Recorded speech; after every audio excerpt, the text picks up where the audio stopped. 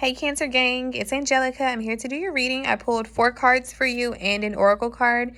The 4 cards that we got were 7 of Wands, Knight of Swords, Queen of Wands, and the Knight of Cups. So off the rip, coming out with the 7 of Wands first, I was like, okay, a little aggressive to start. What's going on with y'all? But the 7 of Wands is kind of like a fighter energy. As you can see, like, she has her wand, she's ready for battle. In this particular deck, I mean, it's pretty fluid throughout most decks, but in this particular deck, it does reference more so like kind of going for it, like seeing something that you want and going for it. And Venus is in Leo, and every time Venus is in Leo, I always tell my friends and my family, I'm like, okay, Venus is in Leo, everybody's going to be shooting their shot now. And Venus went to Leo, I think yesterday.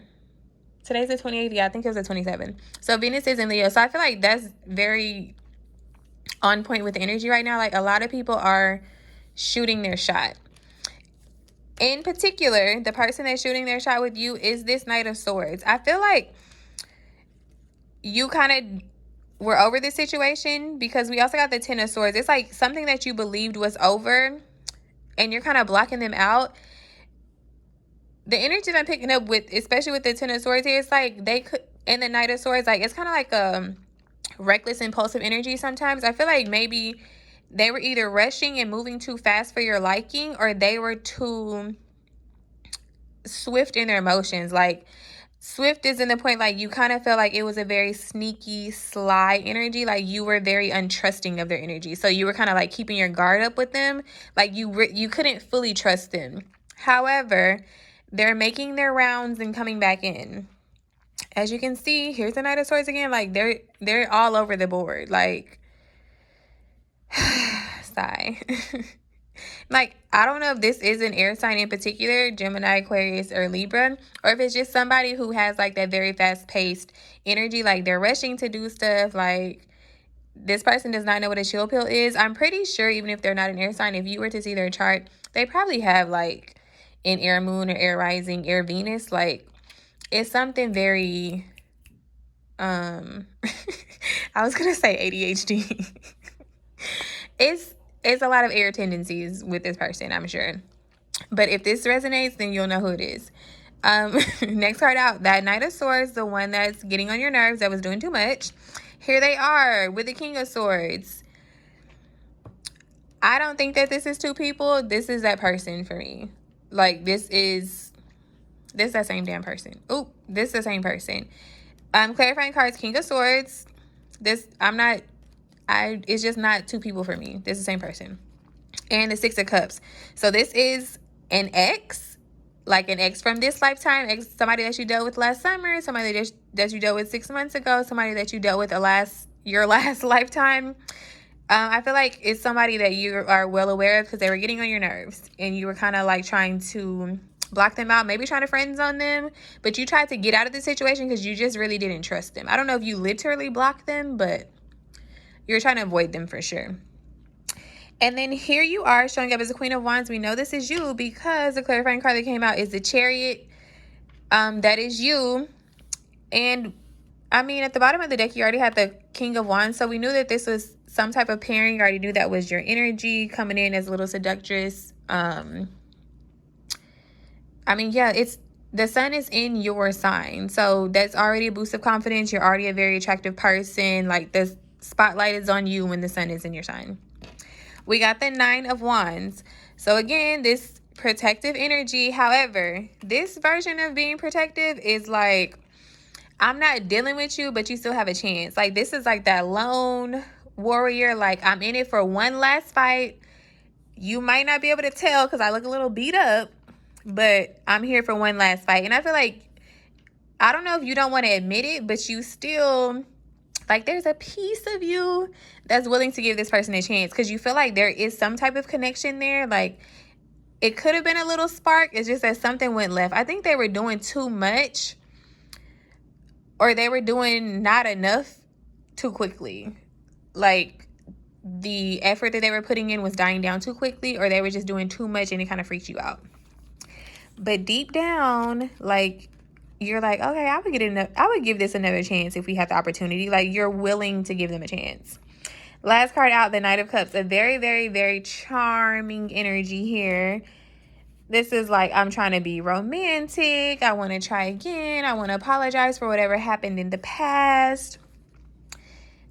I want to like live up to my word. Blase, blase, blase, blase, blah. However, this is somebody different. This somebody else. This not this person. Clarifying cards. We got the Emperor. You could be dealing with an Aries, but this is like a boss, an entrepreneur, like a decision maker, somebody who has some authority. As a Cancer, you love this type of vibe. Like, you love somebody that can boss you around. You love an Aries that you can barely control. Like, this is totally you.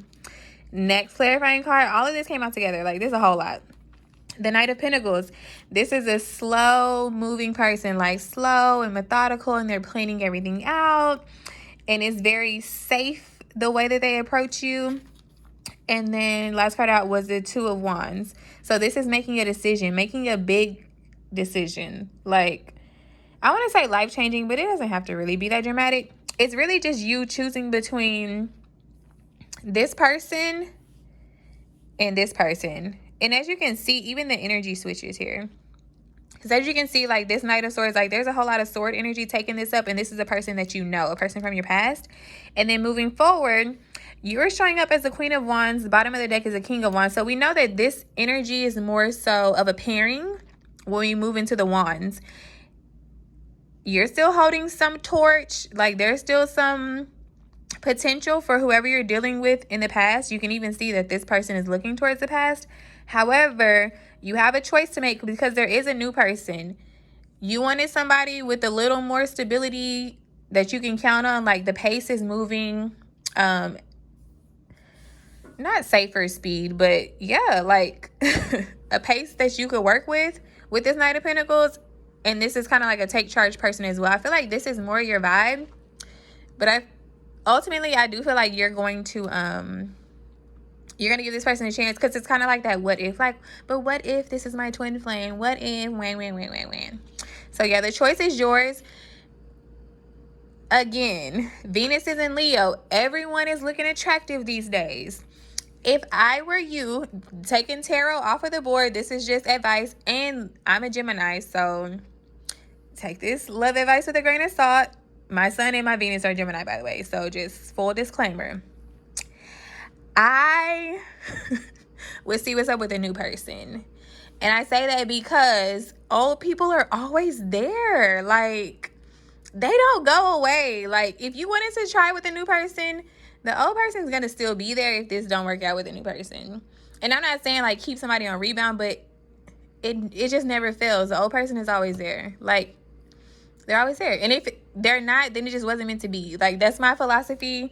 Again, that's nothing to do with tarot. That's just Gemini love advice. But you know how that goes. Oh, and bottom of the clarifying deck was a Page of Swords. Again, some air energy. You're going to be receiving messages like, yeah, the old person's probably stalking you online. The new person, you actually may meet them online or come across them online. But yeah, either way, you're receiving messages from these people. The Oracle card that we got for you is the Waiting Game. Go figure. It is the number 2. Number 2 is about making decisions, making choices. That was the final card that came out for you in your reading. So yes, again, decisions, choices. This card is a waiting game. So it's kind of taking your time, thinking your decisions through. But this is also, even in the, this is from the, what is this from? Psychic Tarot Oracle deck. It does reference the way that in the past you may have been afraid to make decisions, but you've overcome that, and now you're in a space where you are able to confidently make decisions. So you're able to confidently make decisions that are best for you, and you have not no remorse, but yeah, I guess no remorse, but like no reservation about it. You know what you want, and you're not apologizing for it. You're very unapologetic about the way that you approach things in your life now. So yes, trust your own intuition. You're going to make the best decision for you. And that's just all that you can do. All roads lead to your destiny. There's no way for you to mess it up. You'll get rerouted 100 times if need be, but you're going to get to where you're going regardless. What's for you is for you. It's not going to pass you by. So yeah, that's your reading. Bye, Cancers.